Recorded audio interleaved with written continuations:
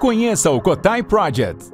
O Cotai Project pretende desenvolver um ecossistema financeiro global que dará 100% de anonimato, liberdade geográfica e financeira para todos os usuários de criptomoedas do mundo. O ecossistema consiste em uma corretora de criptomoedas, um banco digital internacional e um gateway de pagamento em cripto. Tudo isso dentro da Cotai Wallet. Não perca essa oportunidade e acesse o nosso site. Link na descrição do vídeo. O assunto do dia, Constantino, você que é um dos grandes analistas, é a questão das manifestações que ocorreram, principalmente a manifestação do Rio de Janeiro, que ocorreu ontem no Rio de Janeiro. Foi o dia inteiro de manifestação, acredito que tenha movimentado muitas redes. Eu queria que você primeiro desse suas primeiras impressões. Olha, foi uma manifestação grande, com discursos muito contundentes, né, não só do próprio ex-presidente Jair Bolsonaro, como do Tarcísio, governador de São Paulo, que, segundo a imprensa, surpreendeu até os ministros do Supremo. Eles viraram, enfim, comentaristas políticos muito mais do que eu, né? E ainda divulgam as opiniões por meio de seus colegas da imprensa. Nicolas Ferreira, Silas Malafaia, Flávio Bolsonaro, vários ali de forma bem firme, né? Denunciando os abusos que estamos vendo no nosso país. Algumas polêmicas aí das redes sociais, né? Podia ter ido mais gente, não chegou perto de 1 milhão, como queria o ex-presidente. Talvez isso se deva a um erro estratégico de concentrar tudo só em Copacabana, ou do Silas Malafaia concentrar a organização toda nele, enfim, ter reduzido a pauta à anistia, em vez de uma coisa mais abrangente, como fora Lula. Tudo isso é questionável, tudo isso é debatível, né? Mas o ponto é que hoje Jair Bolsonaro é a liderança política no Brasil capaz de arregimentar, de reunir, de juntar multidões no país. Outras lideranças não conseguem isso. Você não consegue imaginar alguém da esquerda hoje em dia fazendo isso, e dentro da direita você não consegue imaginar Zema, Ronaldo Caiado, o próprio Tarcísio, de repente tentando organizar uma manifestação e colocando lá que seja 50 mil pessoas, né? Alguns alegam que foi isso, você não consegue imaginar. Então, Jair Bolsonaro ainda é, de maneira incontestável, a grande liderança política no Brasil. Se isso é um alerta suficiente para tornar a sua eventual prisão algo menos provável, aí o tempo vai dizer. Eu, particularmente, acho que o sistema já deu todos os sinais de que não liga muito para povo nas ruas, nem mesmo para os Estados Unidos atentos, né? Querem porque querem tirar Bolsonaro da jogada e estão fazendo de tudo para conseguir. Bom, vamos falar sobre essa questão. Primeiramente, da manifestação, você disse que Nicolas, Tarcísio, o próprio Zema, né, que talvez seja um dos nomes aí veiculados. Hoje a opção para a direita em 2026 é Bolsonaro. Essa é uma boa questão, Júnior, porque tem gente que reclama o seguinte: isso vocês ficam colocando uma expectativa, uma esperança, né, que não vai se confirmar, e aí a direita está perdendo tempo que poderia ser trabalhado de forma mais pragmática para criar uma nova liderança capaz de disputar. Eu entendo o argumento, mas veja, eu já disse, e vou repetir aqui agora para o seu público, que eu não aceito, né, de alguma maneira, assim, eu como cidadão brasileiro, como comentarista de política, eu não aceito essa imposição de um sistema que, aí sim, me parece golpista nas suas atitudes, né, de voltar aquilo que a gente achou que tinha ficado para trás e passamos a denunciar, então, que era o teatro das tesouras. O que é o teatro das tesouras? É você ter uma disputa farsesca, onde, na verdade, você tem tucanos e petistas disputando, ou seja, dois espectros da esquerda, e você vota no tucano como se ele fosse um antipetista, como se ele fosse um conservador, alguém de direita.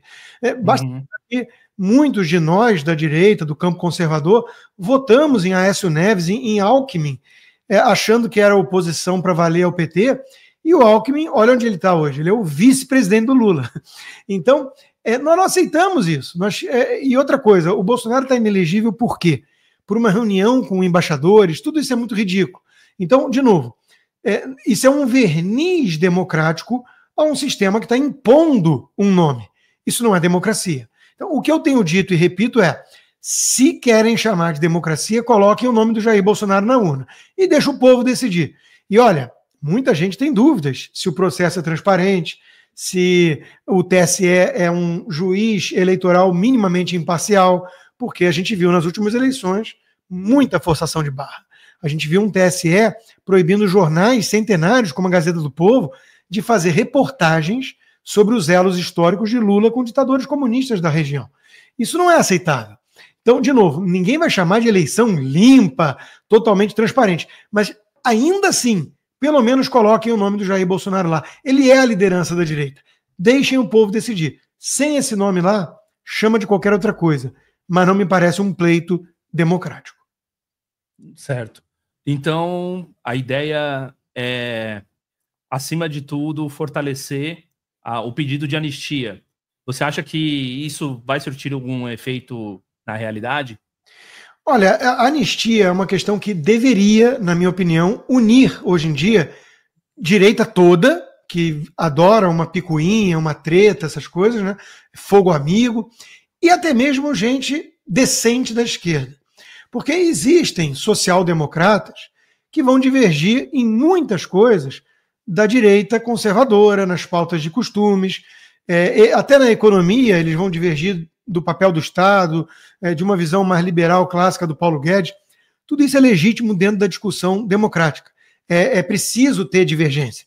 Agora, prisão política não combina com democracia. Ninguém pode achar razoável, ainda mais num país que, infelizmente, é muito garantista em relação a corruptos, até a criminosos hediondos, né, de traficante, assassino e tudo.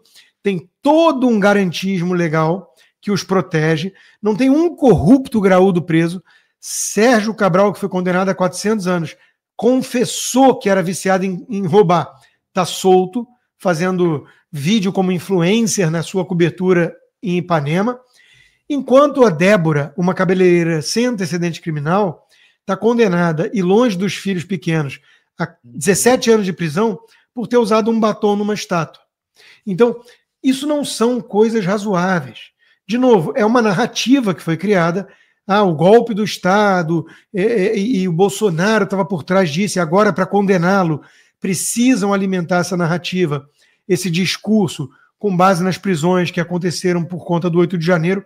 Mas tudo isso, se você dedicar algum tempo sério de análise, de reflexão honesta, isso tudo é inaceitável.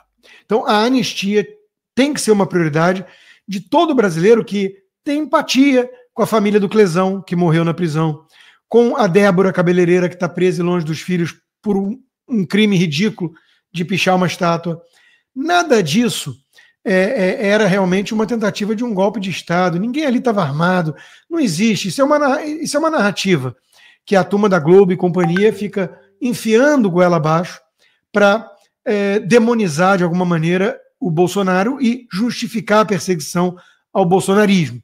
Mas, de novo, são pessoas de carne e osso, são pessoas comuns, são donas de casa, são trabalhadores, são pequenos empresários que estavam desesperados com a possibilidade da volta do Lula da maneira que aconteceu e estavam clamando por uma intervenção divina, militar, seja o que for.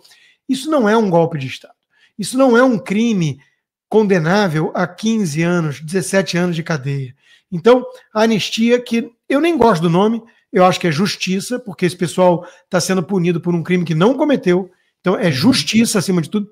Isso deveria, sim, ser uma prioridade capaz de unir o Brasil. E veja que coisa curiosa, Júnior. Quem está gritando anistia jamais, não há anistia nunca, são, via de regra, pessoas que foram anistiadas, porque cometeram crimes graves, como sequestro de um embaixador americano, como Gabeira, assalto a banco, atentados à bomba, como vários grupos desses comunistas na década de 60, e eles foram anistiados. Então, é um caso espantoso de anistiados por crimes reais que são insensíveis em relação a pessoas que estão pedindo anistia sem ter cometido nenhum crime sério. Perfeito. A pergunta que eu queria te fazer ainda sobre essa questão da anistia é: o Congresso, a bancada bolsonarista, que não é só do PL e tal, tem força para pedir isso? Tem força para digamos, jogar isso na mesa? Sozinhos, não, mas o próprio Jair Bolsonaro disse na manifestação que está com o apoio já do Gilberto Kassab, do PSD, por exemplo. Ninguém vai dizer que o Kassab é um bolsonarista. Ele é um ícone, talvez, do centrão fisiológico, alguma coisa assim. Mas, de novo, com a pressão nas redes sociais e a pressão nas ruas, porque a gente discute aí o número presente ali em Copacabana e muita gente tem medo hoje em dia de se manifestar nas ruas por conta do que aconteceu justamente com as pessoas no 8 de janeiro, mas só na Revista Oeste tinha 200 mil pessoas online assistindo, mais milhares e milhares na Rádio Ouro Verde e por aí vai. Então, é muita gente. Ano que vem é um ano de eleição e muito político está de olho, está percebendo que o pulso do povo bate nessa direção. Ou seja, se eles ficarem contra a anistia, pode ser que eles não sejam eleitos, né? Então, essa pressão está ajudando na causa bolsonarista, digamos assim. Mas eu volto a insistir, não deveria ser uma agenda restrita ao bolsonarismo. É uma agenda que me parece persuasiva para os brasileiros em geral, para quem não gosta de injustiça, para quem não está satisfeito com essa perseguição política. Infelizmente, tem muita gente na elite que não se deu conta ainda, não sabe quem é a Clesão que morreu na prisão, não sabe quem é Débora Cabeleireira, não sabe sequer que tem jornalistas sob censura prévia no Brasil, com passaporte retido, com contas bancárias congeladas, como é o meu caso. Tem gente que não sabe, tem conhecido meu que não sabe. Então, tem uma turma da elite que optou por uma certa alienação política, mas isso está custando muito caro ao país. E o meu receio é que muita gente descubra quando for tarde demais, quando o Brasil virar Venezuela. Aí não é mais uma pauta de anistia para meia dúzia, né, de radicais que foram pedir intervenção. É uma defesa das liberdades básicas que estarão, então, totalmente ameaçadas por um regime que não deve mais nada a ninguém.